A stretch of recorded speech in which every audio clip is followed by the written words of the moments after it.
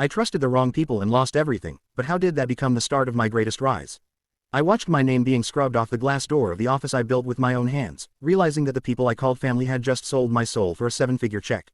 At 28, I stood on the sidewalk with a cardboard box and a bank account that had been frozen by a legal injunction, realizing that every, "I love you," and "we're in this together," had been part of a long con I was too blind to see. To understand how I lost everything, you have to understand who Sarah was to me. We met in our freshman year of college. She was 33 now, but back then, she was the first person who believed in my chaotic ideas.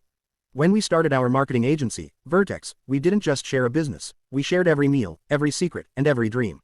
I was the creative engine, the guy who stayed up until 4 a.m. making sure every campaign was perfect, while Sarah was the smooth-talking negotiator who brought in the clients. At 34 today, looking back at my 28-year-old self, I see a man who was addicted to the feeling of being needed. I let Sarah handle the boring, legal stuff because I wanted to stay in my creative bubble. I trusted her implicitly. When she introduced me to Mr. Henderson, a 55-year-old investor with silver hair and a smile that felt like a warm blanket, I thought we had finally made it. He promised us global expansion, a skyscraper office, and a seat at the table with the giants. Have you ever felt so close to your dream that you stopped checking the ground beneath your feet? The betrayal didn't happen in a dark alley, it happened in a bright, sunlit boardroom.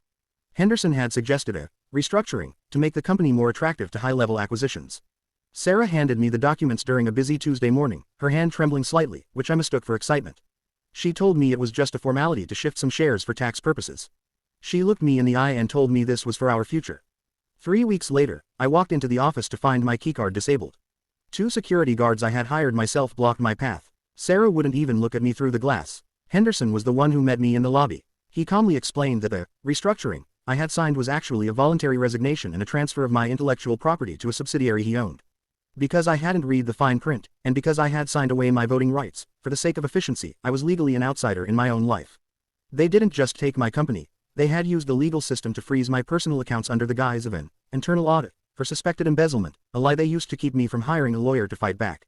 I lost my apartment within a month. My car was repossessed, but the hardest part wasn't the material loss, it was the silence. The friends who had enjoyed the parties at my penthouse stopped answering my calls. The industry peers who used to beg for my advice suddenly treated me like I was radioactive. I moved into a tiny, damp studio apartment in a part of the city I used to avoid, sleeping on a mattress I found near a dumpster. For 6 months, I was a ghost. I spent my days at the public library because it was free and warm. I would sit there, staring at the tech news, watching Vertex win awards under Sarah's name. I felt a level of rage that I didn't know a human could contain.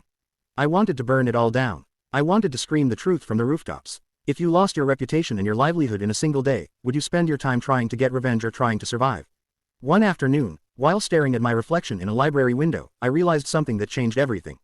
I realized that the only reason Henderson and Sarah were successful was because they were using the systems I had built. They had the shell, but I was the soul. By taking everything away from me, they had actually freed me from the burden of maintaining an image. I started picking up freelance work under a fake name on cheap bidding sites. I wasn't the CEO of Vertex anymore. I was just a guy who knew how to solve problems. I didn't have a fancy office or a team of assistants. I just had a cracked laptop and a desperate need to eat. Something strange happened during those long nights in that damp studio. My work became better. Without the pressure of investors or the distraction of networking, I started creating from a place of pure honesty. I realized that my previous success was built on ego, but my new work was being built on survival. I spent 2 years in the shadows. I saved every penny. I didn't buy new clothes. I didn't go out. I focused entirely on building a new platform, True North, that focused on transparent, data-driven marketing for small businesses that had been screwed over by big agencies. I didn't use charisma to sell it. I used results. I started with a local bakery, then a small construction firm. I made sure every contract I signed was clear, fair, and protected both parties. I had learned the hard way that trust is a gift, but a contract is a boundary.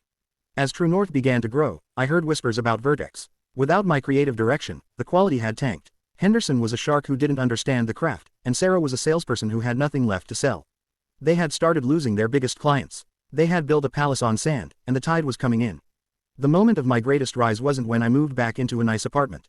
It was the day Sarah called me. She sounded broken. She told me that Henderson had pushed her out just like they had pushed me. He had used the same legal loopholes to leave her with nothing. She asked me if I could help her, if I could give her a job at True North. She actually used the word family again. I sat in my new office, small, functional, and completely owned by me, and realized I didn't feel any anger. I didn't feel the need to gloat. I just felt a profound sense of clarity. I told her that I forgave her for my own peace of mind, but that there was no place for her in my new life. I had learned that you cannot build a healthy future with the people who were willing to destroy your past for a profit.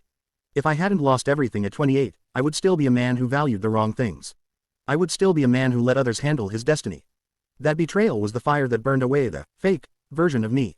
It forced me to find out what I was actually made of when the lights were off and the money was gone. Today, True North is 3 times the size Vertex ever was. But more importantly, I am a man who can sleep at night. I know every line of my contracts, I know the character of every person on my team, and I never, ever let my creative soul be handled by someone else's hands. My greatest rise didn't come from a bank account, it came from the realization that as long as I have my mind and my integrity, I am never truly down. The people who took everything from me actually gave me the one thing I needed most, a foundation that could never be stolen. What do you think? Is it better to have a small, honest life or a massive empire built on shaky trust? Let me know your thoughts in the comments. Have you ever been betrayed by someone you trusted with your life? How did you find the strength to start again? If this story gave you a bit of hope today, please like, share, and subscribe to our community. Your journey doesn't end at your lowest point. That's usually just where the real story begins.